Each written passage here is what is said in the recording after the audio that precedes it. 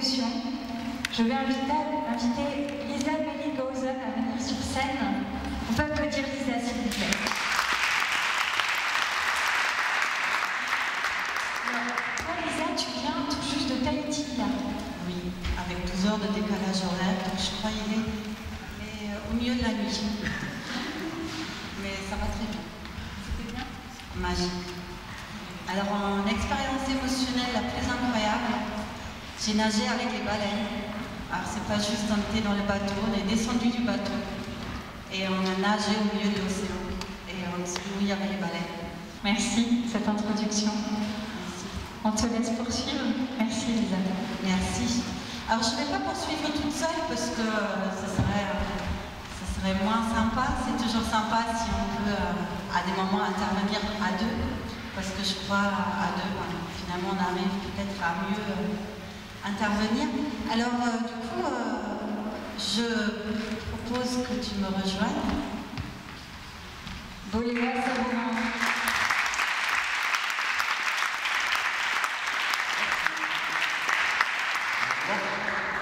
Alors, du coup, avant de me présenter, je te laisse te présenter, on va faire comme ça. Allez, Honneur aux hommes. les hommes d'abord. Honneur d'abord. Bien bonjour, ça fait plaisir de vous accueillir chez moi. Oui, parce que vous êtes chez moi, ça vous ne le saviez pas. J'ai grandi dans le coin et l'école était juste là, donc vous voyez ma maison. Donc bienvenue, je m'appelle Boléa Sabourin, je suis danseur chorégraphe. Je suis aussi auteur d'un livre qui s'appelle La rage de vivre. Je travaille depuis maintenant 11 ans sur l'association LOBA que j'ai cofondée, où on utilise du coup depuis 3 ans la danse. Il y a 11 ans, on utilisait la danse au service de la cité, et puis aujourd'hui, on utilise la danse au service de la santé. Car en 2016, on a rencontré un docteur qui est devenu prix Nobel de la paix il y a quelques mois, qui s'appelle le docteur Denis Mukwege. On l'a rencontré. Oui, vous pouvez l'applaudir par moi. Ce docteur gynécologue obstétricien soigne des femmes qui ont été victimes du viol comme arme de guerre. Il est chirurgien, il les reconstruit directement. Et puis un jour, assis comme vous, je lui ai dit, docteur, qu'est-ce que je peux faire pour vous être utile? Moi, avec mes maigres compétences de danseur, et puis qu'est-ce que je peux faire? Il m'a dit, faites-moi un projet. Et en sortant, je lui ai fait un projet autour de la danse comme outil de reconstruction psychologique. Et depuis, on a développé une méthode qui allie danse et psychothérapeute sur la question justement de la reconstruction des femmes, principalement victimes de tout type de violence en France et victimes du viol comme arme de guerre au Congo. Je suis intimidée de me présenter à côté. Alors moi je suis Lisa Melly-Gausen, je suis allemande d'origine. Alors d'habitude je me présente avec le fait que je suis docteur, que j'ai tout un tas de diplômes.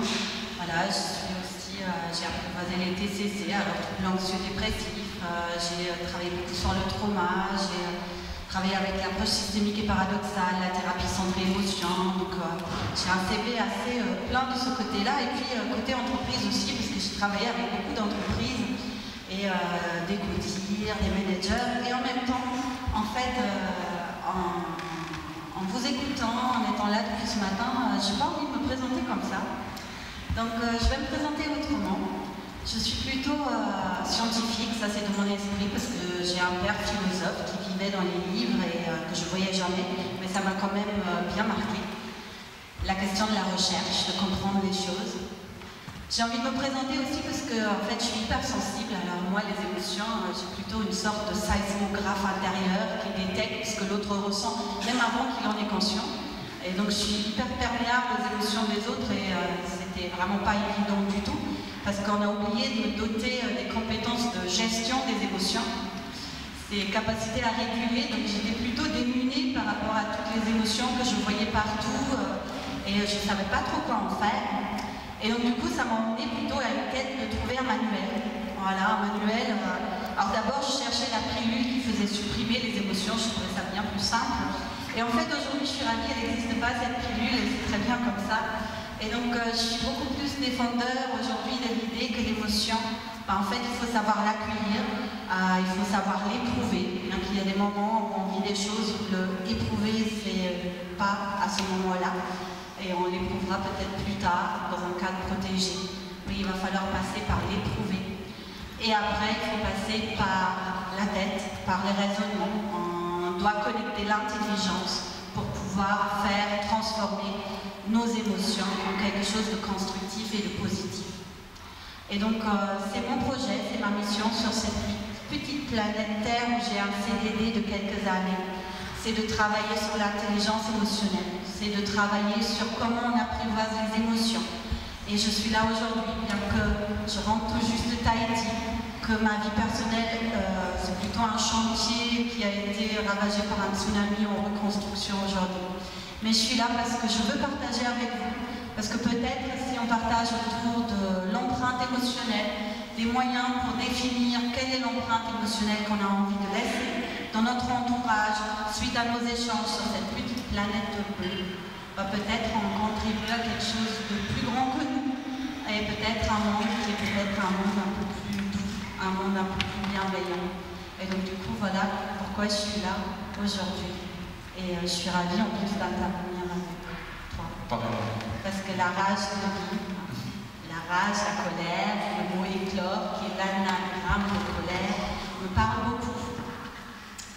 Mais la colère est une merveilleuse émotion. Mais si on ne sait pas l'apprivoiser, c'est une émotion aussi qui peut nous guider, qui peut nous emmener dans des difficultés, des déconnexions relationnelles. Mais si on sait bien l'utiliser, c'est la combativité. C'est défendre nos croyances, nos valeurs, c'est d'avoir l'énergie pour avancer, surmonter les choses. Donc du coup, voilà, quelques mots peut-être en introduction. Du coup, on voulait vous proposer de commencer avec un exercice. Alors, ce qu'on va vous demander, là maintenant tout de suite, c'est d'identifier ces différentes émotions, d'y associer, donc on y a associé des couleurs, et avant de passer à l'étape d'après, on va vous demander de faire un travail d'introspection. Et là maintenant tout de suite, de réfléchir à de sentir, de ressentir une de ces émotions et d'y associer cette couleur-là. Du coup, si vous y êtes, si vous avez pu mettre une couleur, un mot, peut-être même un mot qui n'est pas sur notre mot, parce qu'elle n'est pas exhaustive, du coup, on va vous proposer maintenant de vous mettre dans le meilleur état pour la suite. Alors maintenant, on va vous garder cette émotion-là avec vous, hein, quelle qu'elle soit. Gardez-la, comme vous êtes Elisa, ces émotions-là, il faut savoir les vivre. Et du coup, c'est ce qu'on va essayer de faire. Alors pour les vivre, alors oui, ce qu'on a oublié de dire, c'est que émotion, c'est le mouvement. Émotion vient de émover, qui veut dire mettre en mouvement. Voilà, ça c'est un mouvement. Et mettre en mouvement, du coup, eh ben, on va essayer de se mettre en mouvement. Et du coup, de mettre en mouvement ces émotions que l'on a en soi. D'accord? Donc, on va vous demander de... Parce que c'est ce que tu disais, Céline, tout à l'heure, Nick, c'était quoi? Chaos laisse les étoiles qui dansent.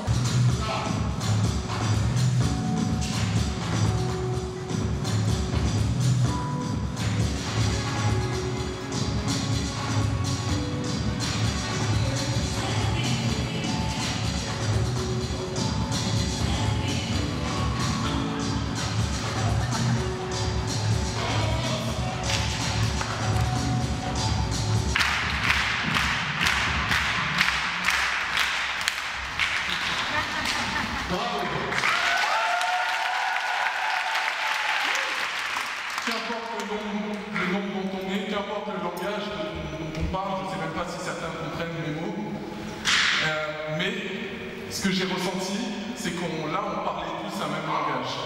On arrivait tous à se comprendre. C'était ce langage du corps et des émotions et de ce partage qu'on arrivait. On puisse transformer les émotions que vous avez eues tout à l'heure avec la météo pour vous amener vers cela.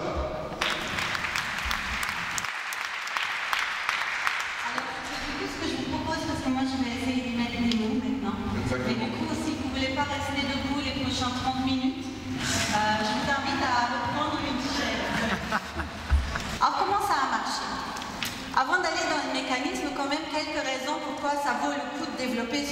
l'intelligence émotionnelle. Alors il y a une première raison évidemment qui est celle du bien-être. Nous ce qu'on voit c'est les personnes émotionnellement intelligentes, si on prenait un ratio émotion déplaisante, émotion plaisante, les émotions émotionnellement intelligentes, elles vivent un ratio, il y a plus d'émotions plaisantes que d'émotions déplaisantes. Aussi, elles savent faire des émotions déplaisantes, de la colère, des tristesses, des alliés pour en faire quelque chose de constructif. Donc on a un vrai impact sur le bien-être perçu, la satisfaction, etc. Mais on a un impact aussi sur le mal-être, sur les problèmes de santé, que ce soit des problèmes de santé psychique, comme les troubles anxieux, la dépression.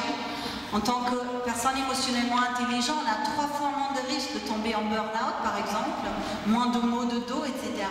Donc il y a un vrai enjeu en termes de santé physique et mentale. Et puis, il y a un autre enjeu, qui est aussi beaucoup celui qui intéresse les entreprises, c'est la performance.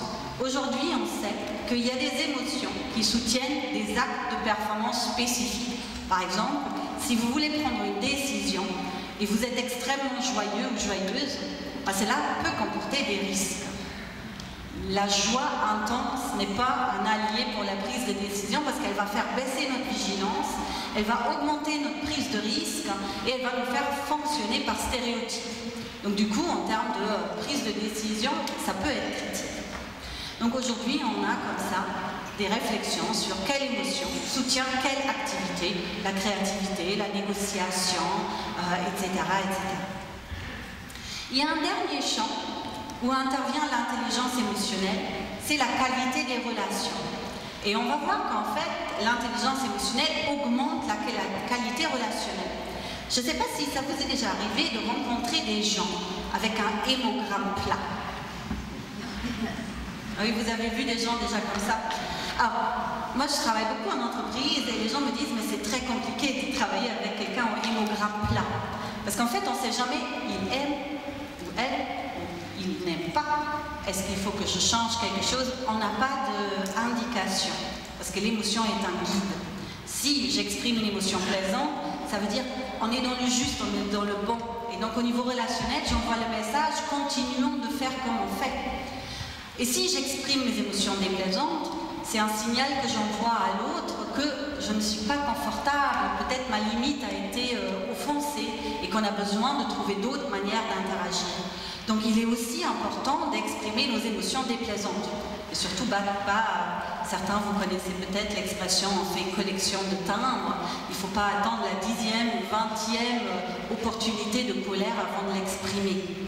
Du coup, on exprime les émotions déplaisantes à des intensités qui ne sont plus proportionnelles au déclencheur. Donc voilà aussi une autre raison encore pourquoi développer l'intelligence émotionnelle, c'est la qualité relationnelle augmentée. Donc du coup, qu'est-ce qu'elle fait cette personne intelligente émotionnellement? On en a déjà parlé, il y a une première phase où elle accueille. Elle va accueillir les émotions pour ensuite les analyser et comprendre en détail de quoi ces émotions-là sont faites. Et ensuite, elle les transforme en ressources. Alors, dans nos études, il n'y a malheureusement que 1% d'experts en France là-dedans. Alors, je ne sais pas, on m'a dit, alors il n'y a que 1%. Il y a aussi des gens compétents, moyennement compétents, pas du tout compétents. Mais en tous les cas, en termes de pourcentage d'experts, on est à 1%. Et le challenge que j'ai avec mes collègues, c'est on voudra bien arriver à 80. Bon, c'est peut-être ambitieux, mais il faut se fixer aussi des objectifs ambitieux. Alors, comment on fait? En fait, déjà, première étape, c'est de savoir ce que c'est l'émotion. Comment je veux appliquer, entre guillemets, l'intelligence émotionnelle si je ne sais pas ce que c'est l'émotion. Et deuxième étape, on va voir l'intelligence émotionnelle. On va avoir des petits exercices qui vont parsemer l'intervention que je vais avoir et on finira avec un exercice de régulation collective. Ça vous va? En termes de questions, si vous avez vraiment des questions qui ne peuvent pas attendre la fin, faites-moi signe, je repère et je prends un moment quand j'ai fini une idée, quelque chose, et sinon on prendra un temps à la fin. Ça vous va? Alors qu'est-ce que c'est l'émotion? On a déjà dit une première chose, l'émotion c'est mouvement.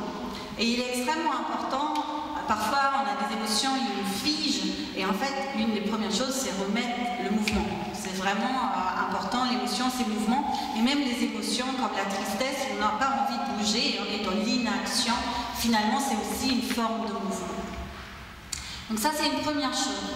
Une deuxième chose, c'est que l'émotion est EST, l'émotion est adaptation.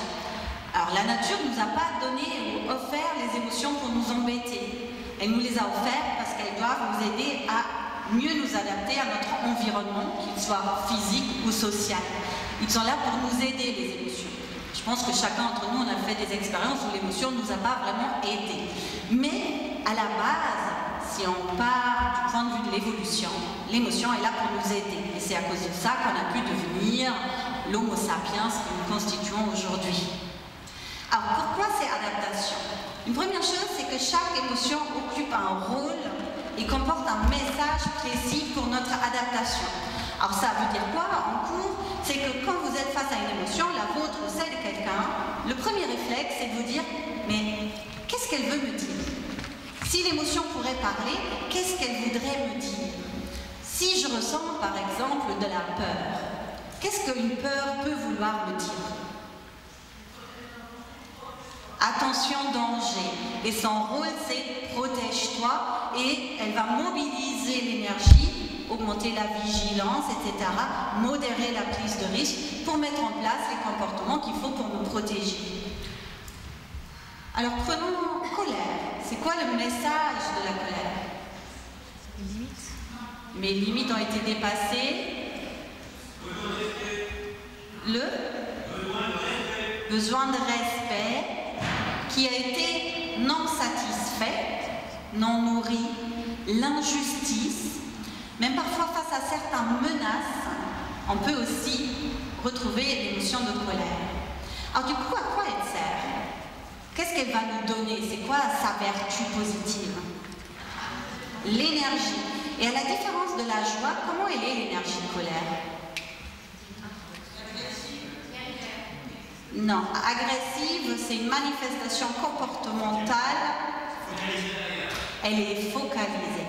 Et c'est ça la différence avec la joie qui, elle est plutôt dispersée. Alors que la colère, s'il faut déplacer ce truc-là, j'y vais et je déplace ça. Donc l'énergie de la colère est focalisée. L'énergie de la colère, c'est la combativité. Alors du coup, on a déjà commencé à parler de la joie. Alors la joie, ce serait quoi le message, son rôle? C'est quoi le message, le rôle, si elle pourrait nous parler? Comment? Sentir?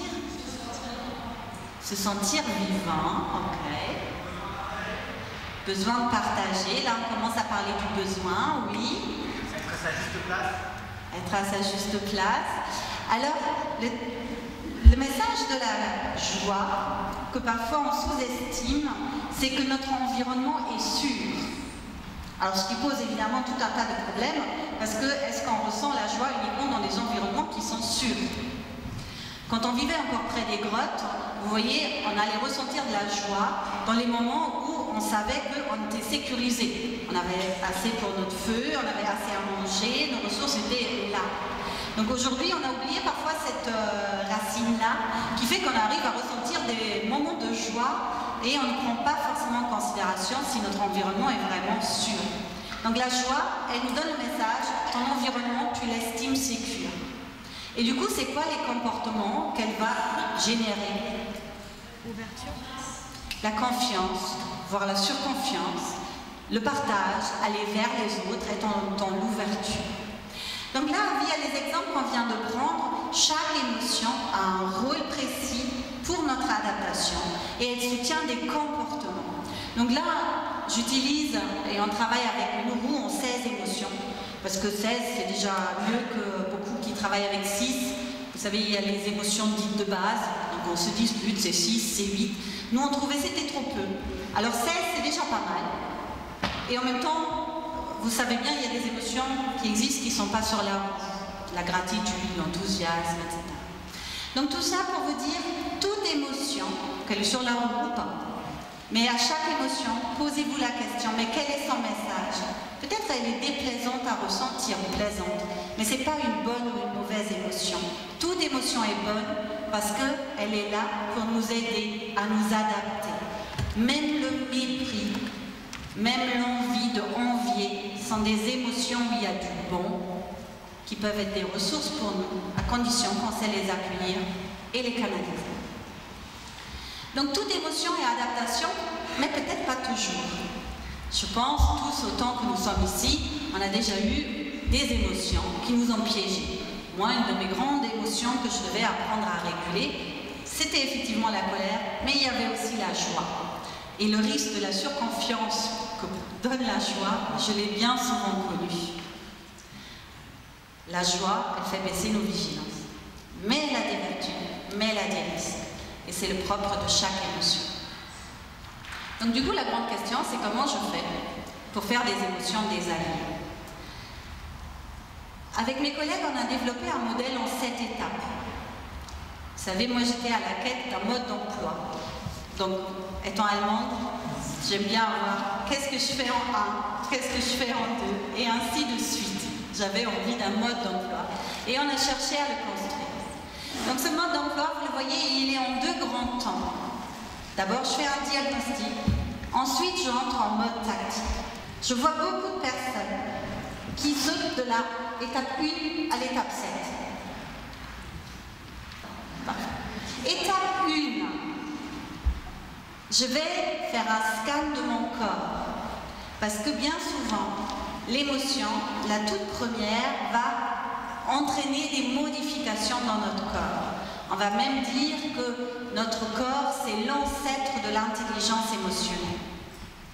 C'est à la fois pour moi, parce que je peux repérer l'émotion, la mienne dans mon corps, mais il y a aussi, souvent des personnes expertes, elles repèrent l'émotion de l'autre dans leur propre corps. Parce que l'émotion, c'est énergie, c'est vibratoire, et puis nous sommes dotés de capteurs émotionnels. Vous avez peut-être déjà entendu des cellules miroirs. Les cellules miroirs, qu'est-ce qu'ils font? C'est comme des miroirs à l'intérieur de nous. Alors au début, on pensait que c'était que dans le cerveau, maintenant c'est dans tous les grands organes, même le foie, le cœur, etc.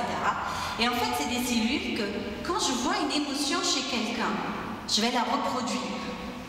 C'est pour ça la contagion émotionnelle, ça fonctionne. Et peut-être quand vous avez dansé tout à l'heure, et vous avez regardé les visages des uns des autres, qu'est-ce qui est arrivé? Ça a pu augmenter l'intensité de votre émotion, parce qu'on vous renvoie la joie.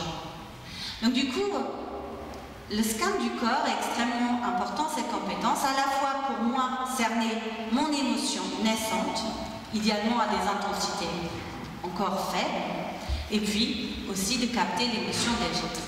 Étape 1. Étape 2. Je vais à la recherche d'autres indices. Parce que l'émotion se manifeste dans le corps, mais il y a bien d'autres indices. Je vais vous montrer une diapositive tout à l'heure avec tous les autres indices. Étape 3. Je vais chercher le déclencheur de l'émotion. C'est extrêmement important d'avoir la connaissance des sources de nos émotions. Alors il y a des personnes pour qui c'est plus ou moins aisé. Je sais qu'il y a des personnes pour qui c'est tellement rapide parfois le déclencheur qu'ils se disent l'émotion, je ne vois pas vraiment d'où elle naît. Mais chaque émotion a sa cause précise qui lui est propre. On a parlé de la peur avec le danger. Et ce qui fait danger pour l'un d'entre vous n'est pas forcément ce qui fait danger pour quelqu'un d'autre. Donc le danger, c'est le générique. Et en même temps, chacun de nous a ses déclencheurs préférentiels et spécifiques. Donc ça, c'est la recherche des causes. Ce qui va être intéressant quand on fait un diagnostic, c'est de voir si mes 3 sources d'informations pointent vers la même direction.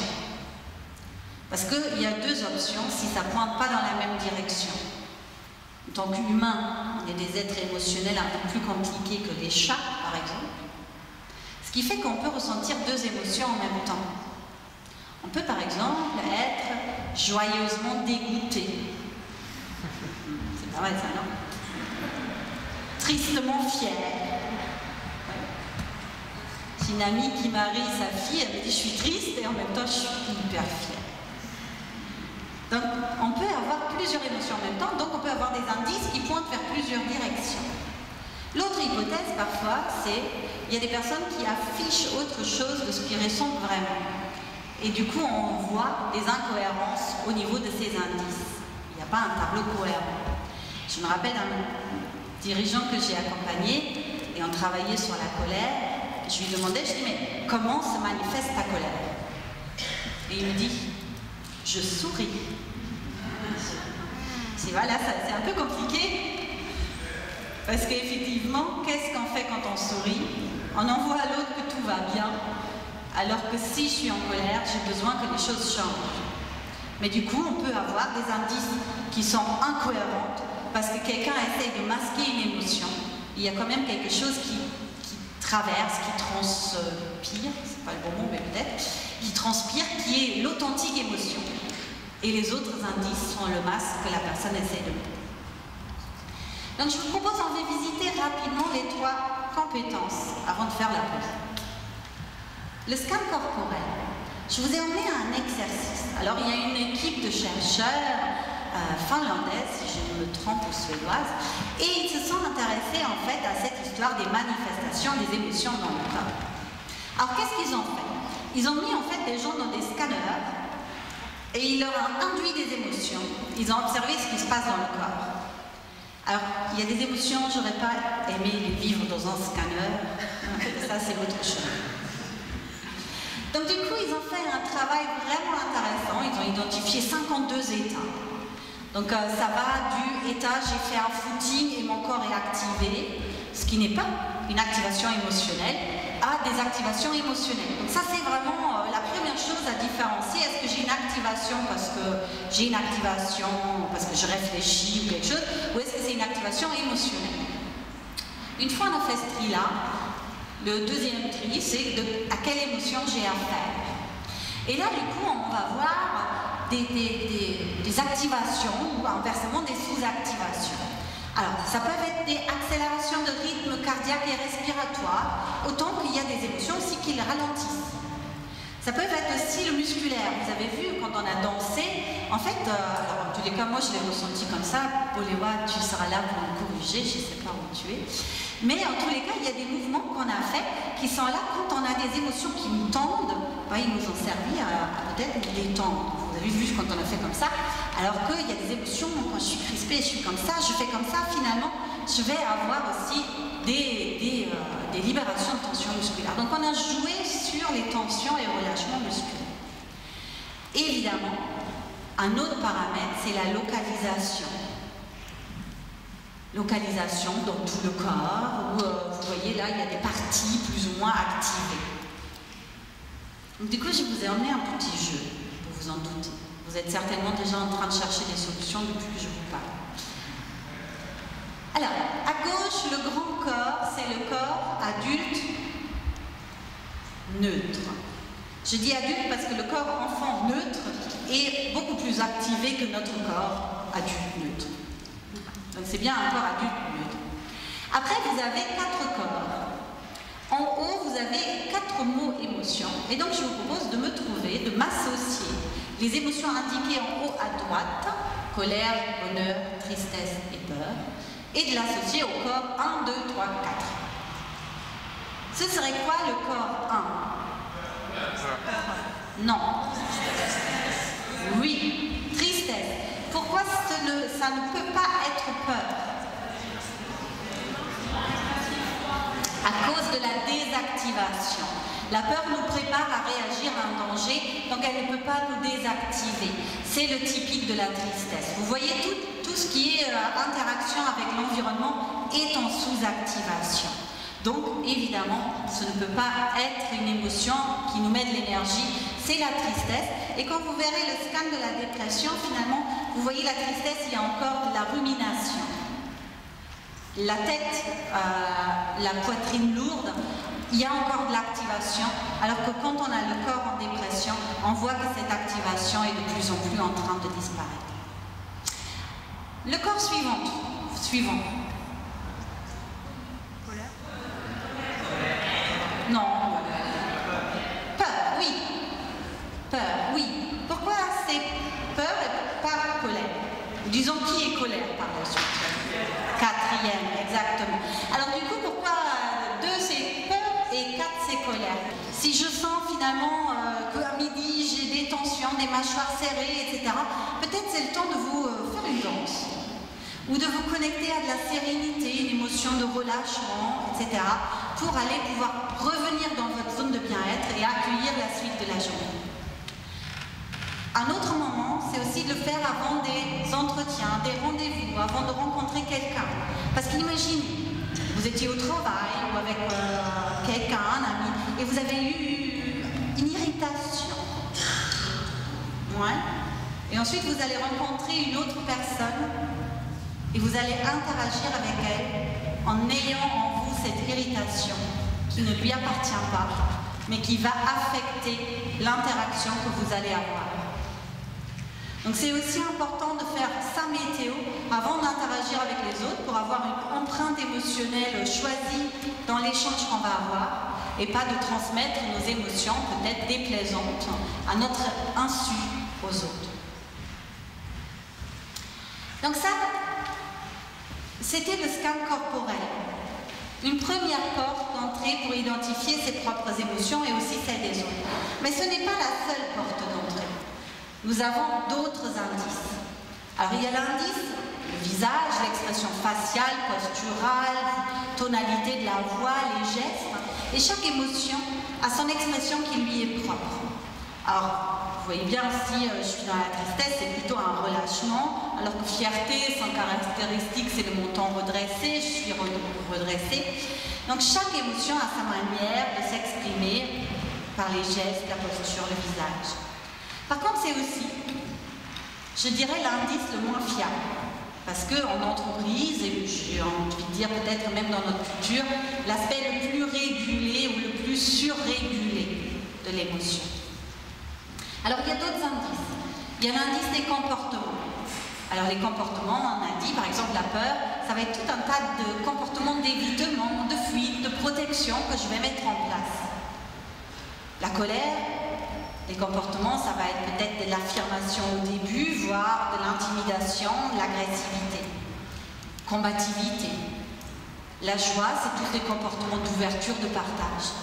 Donc chaque émotion a ses comportements qui lui sont propres.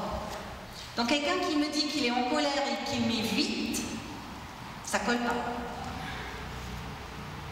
Donc on voit comme ça que les indices doivent converger. Il y a un pattern d'indices pour chaque émotion. On a dit aussi les pensées. Alors, les pensées, c'est aussi une manifestation spécifique de l'émotion. Les émotions modifient notre discours intérieur. Si je me dis par exemple, je ne vois pas comment faire, je n'ai pas les ressources, je n'ai pas les moyens, je vais avoir affaire à quelle émotion? L'angoisse, peur. Alors, quelles sont les pensées de la colère? Je ne veux pas les détails.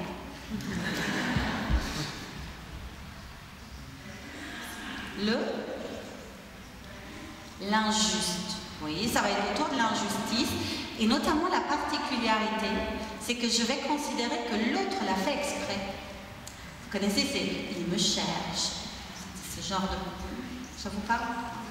Et en fait, la colère, elle va modifier notre manière de penser et je vais chercher tout ce qui va confirmer l'idée que l'autre l'a fait exprès pour m'offenser. Et donc ça, c'est la colère, elle modifie là, de cette manière-là, ma pensée. Il y a une dernière manifestation de l'émotion, c'est celle finalement que nous on va nommer l'expérience subjective. Alors qu'est-ce que c'est cette histoire? C'est notre manière intime de vivre l'émotion. Et j'ai mis les papillons, j'y ai même pas pensé, mais effectivement ça fait sens d'y avoir mis les papillons. Alors les papillons dans le ventre, selon vous, quelle émotion, quand je dis j'ai des papillons dans le ventre, ça fait référence à quelle émotion? L'amour. Autre chose? Excitation. Désir, excitation, angoisse, la trouille. Exactement. Et donc vous voyez bien, là on est en présence d'au moins de deux grandes émotions, la famille de la joie, amour, et de l'autre côté, la famille de l'angoisse. Et donc en fait, chacun de nous a sa manière intime de traduire l'émotion. Alors j'ai été à Tahiti, Et j'ai jamais entendu cette description. Il y avait quelqu'un qui était vraiment très imaginé là-dedans. On faisait la météo le matin, il disait « Je me sens comme un jour d'été avec une grêle d'automne. » Pas mal, hein? Pas mal. Et du coup, c'est notre manière intime de traduire l'émotion. Le problème, c'est que quand on parle comme ça, on ne parle pas forcément de la même chose. Donc là, on vient d'apprendre quelque chose de fondamental avec l'émotion. C'est pas parce que moi, je décris une émotion dans ces mots que c'est cette émotion-là quand l'autre en parle. On a chacun des mots différents pour parler des émotions. Donc, attention, projetez pas, parce que vous prenez ce indice ou cela pour telle émotion. Projetez pas vos interprétations sur l'autre. Allez chercher, creuser, questionner pour avoir plusieurs indices, tel Sherlock Holmes. Qu'est-ce que tu as envie de faire? Qu'est-ce que tu te dis? Qu'est-ce qui se passe dans ton corps? Et parle-moi peut-être de tes déclencheurs. Et quand vous avez toutes ces informations-là, finalement, vous allez pouvoir identifier une émotion. J'avais une personne que j'accompagnais, et elle me parlait, on travaillait sur les déclencheurs de peur. C'était un manager en entreprise. Et en fait, il ne comprenait pas les peurs de ses collaborateurs. Alors je lui dis, parle-moi de ce qui te fait peur. Et il me dit, ce qui me fait peur, c'est quand je suis dans les Alpes, face à un précipice. Ça s'appelle comme ça. Et donc, il avait peur quand il y avait un danger de vie. Et du coup, il ne comprenait pas comment ses collaborateurs pouvaient angoisser pour une réorganisation, un changement, une décision qu'on remettait en question pour autre chose. Parce que pour lui, ça n'en valait pas la peine. Du coup, lui, qu'est-ce qu'il faisait? Il projetait que tout le monde doit avoir peur uniquement dans des situations de survie. Mais du coup, ça l'empêchait de comprendre les émotions de ses collaborateurs, ça empêchait du coup aussi d'agir pour nourrir les besoins en termes de compréhension, de protection, de sens des collaborateurs, parce qu'il n'avait pas accès. Du coup, vous voyez ici l'importance, c'est on part de l'autre. Je pars de moi pour décoder mes émotions, mais si je veux décoder les émotions des autres, j'ai besoin de rentrer dans leur système de pensée et de fonctionner avec les émotions. Donc c'était pour le déclencheur, et on en a déjà parlé aussi. Donc il y a les déclencheurs génériques, le danger, et spécifiques, le précipice, le changement, l'insécurité relationnelle, etc. On a toujours ces deux niveaux. Et il y a un autre niveau, vous en avez déjà parlé, c'est le niveau des besoins. Et là encore, besoin générique, besoin spécifique. C'est quoi le besoin quand on est en colère?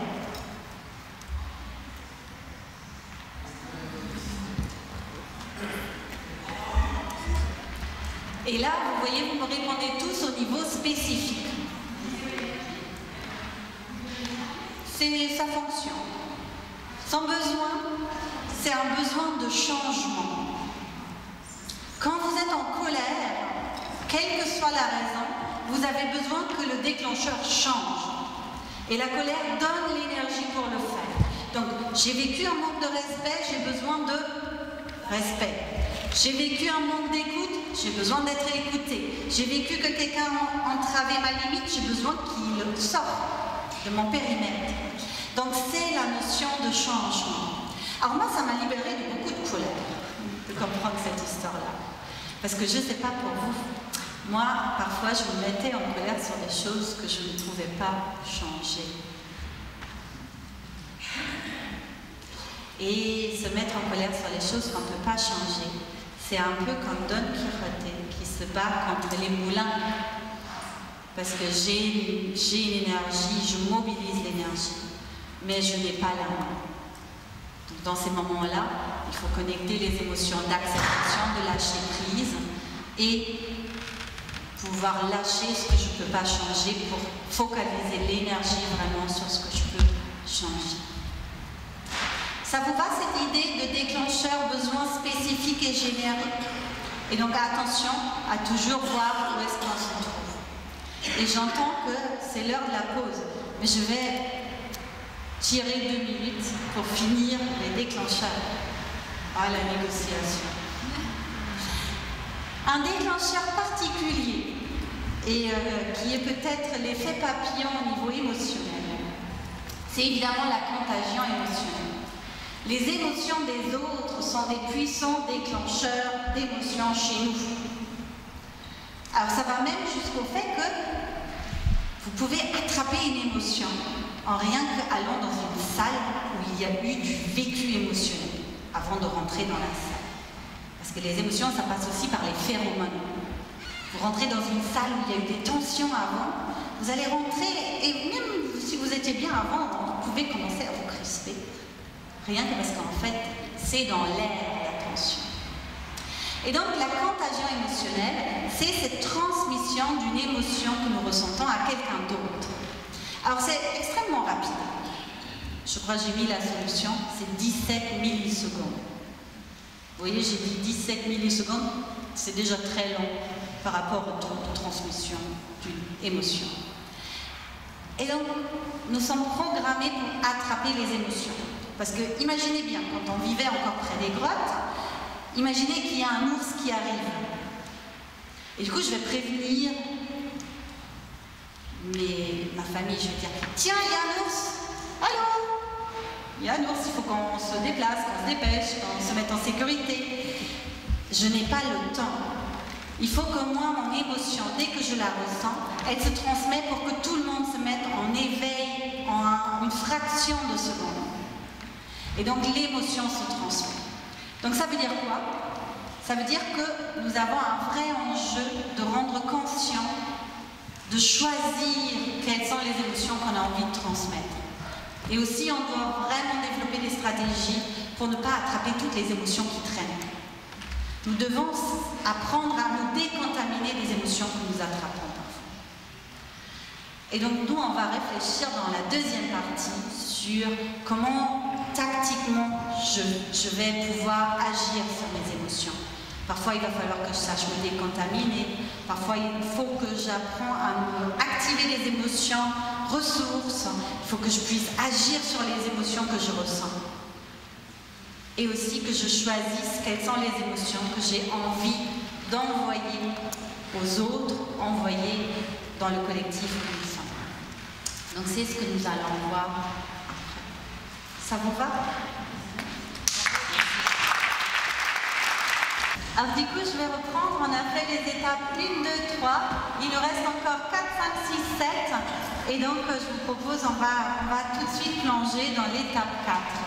Alors une fois je sais à quelle émotion j'ai à faire, qu'est-ce que je vais faire par la suite?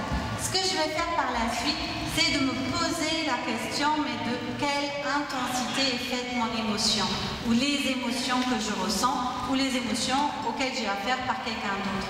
Donc ça, c'est vraiment une question fondamentale.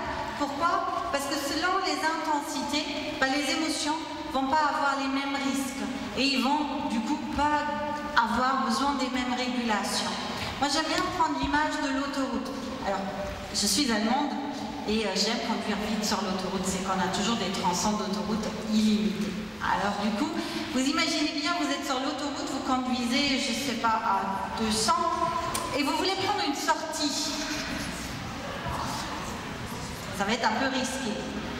Donc un premier réflexe, on va rétrograder, freiner, et ensuite préparer la sortie. Alors du coup, avec l'émotion, c'est un peu pareil. Vous imaginez, vous êtes en colère 7 sur 7. Et vous voulez l'exprimer à votre collègue, votre conjoint, votre ami. Ça peut être risqué. Il vaut peut-être mieux rétrograder à un 3, un 4 et l'exprimer. Mais du coup, ce choix de rétrograder ou pas, en fait, il requiert que vous avez estimé l'intensité des émotions. Si vous êtes trop intense, on risque de perdre le discernement. C'est vrai pour la joie, autant que pour la colère et toutes les émotions. Si elles sont trop peu intenses, vous n'avez pas accès à leur effet positif. Si j'exprime ma joie avec un, l'autre ne va pas capter ma joie. Il faut que je l'exprime avec un peu plus d'intensité. Donc ici, il y a un vrai enjeu, déjà de savoir à quelle intensité on a affaire, et ensuite ça nous permet de choisir la bonne intensité à ressentir ou à exprimer. Du coup, ça m'emmène à la compétence suivante. Donc, on a fait la 4, on est à la 5. La 5, c'est du coup d'anticiper les risques et les vertus de l'émotion. Si je ressens de la colère, quels sont les risques? Quelles sont les vertus? Si je ressens une colère dans ma relation, c'est que j'ai vécu une offense, quelque chose qui m'a blessée, qui est contraire à mes valeurs. Si elle est à 7, quel est le risque? La rupture relationnelle, l'agressivité, la violence.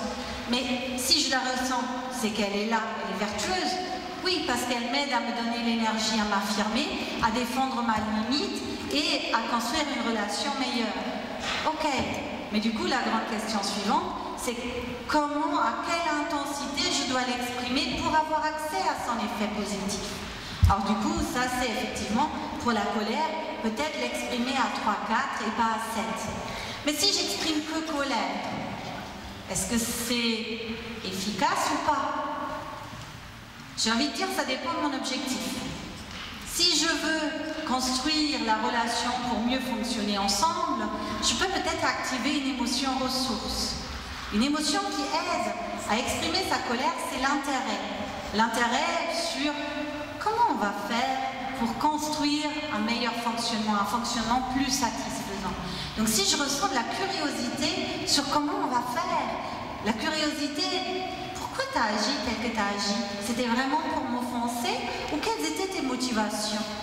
Si j'ai cette émotion-là, je vais exprimer ma colère peut-être de manière beaucoup plus aisée et positive pour notre relation. Alors inversement, si je veux casser la relation, pourquoi pas exprimer une colère 7 sur 7 et aller chercher du mépris? Comme ça, vous êtes sûr qu'il n'y a quasiment pas de point de rupture possible. Du coup, ici, nous on appelle ça, c'est définir mon état émotionnel cible. C'est cet état qui va être le meilleur état à exprimer ou à ressentir dans une situation donnée. C'est ici qu'intervient aussi la question de l'empreinte émotionnelle. Alors, effectivement, je peux avoir à exprimer une colère dans la relation ou une peur. Mais quelle est l'empreinte émotionnelle que j'ai envie de laisser suite à notre échange? Si j'exprime une colère, je peux avoir comme objectif, une fois je l'ai exprimé, qu'on quitte notre échange avec satisfaction. Peut-être même avec espoir pour une relation plus positive par la suite. Donc du coup, je peux exprimer même des émotions apparemment déplaisantes, mais en quittant l'échange, peut-être avec une émotion différente.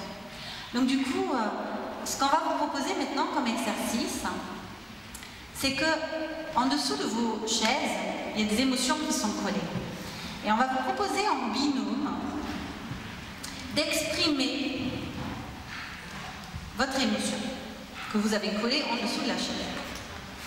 Alors attendez avant de lever les chaises, je vous donne la consigne jusqu'au bout. Alors du coup, il y a des émotions collées en dessous de vos chaises, surprise. Et donc on va vous demander de les exprimer. Alors comment on exprime une émotion? On exprime une émotion en parlant de nos déclencheurs et en parlant de nos besoins. Et en parlant peut-être aussi de la manière comment cette émotion-là, elle se manifeste en nous. Et du coup, c'est ce qu'on va vous proposer. C'est que quand vous allez retourner votre chaise, alors pas retourner, ça suffit juste de lever l'assiette. Vous allez découvrir votre émotion. On va vous donner 3 minutes pour réfléchir à quel est mon déclencheur, quel est mon besoin quand je ressens cette émotion et comment elle se manifeste. Comment ça se voit chez moi, cette émotion-là. On vous propose, après ces 3 minutes, en binôme, d'abord, l'un exprime les réponses à ces 3 questions. Il partage autour de cette émotion. L'autre, il est en écoute véritable. Vous connaissez l'écoute véritable? L'écoute véritable, c'est quand on se tait.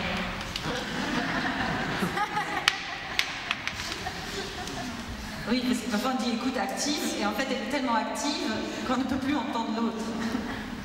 Alors c'est on se tait, vous avez juste droit au non-verbal. Ouvert, j'accueille, onomatopée. Pas de questions, pas de reformulation, juste accueil. Ensuite, vous remerciez. et on inverse les rôles.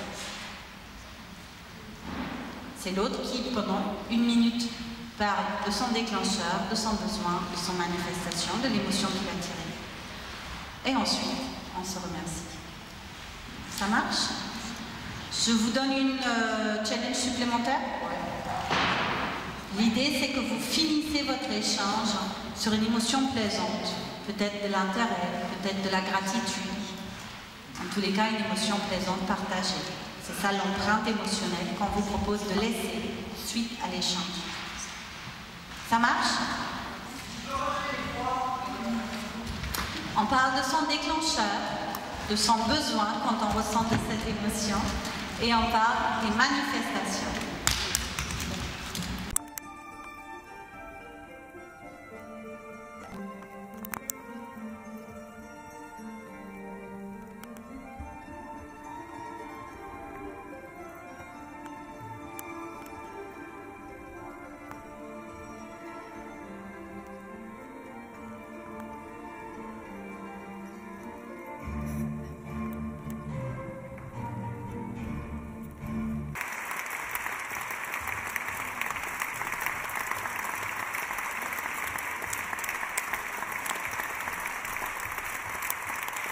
Thank you.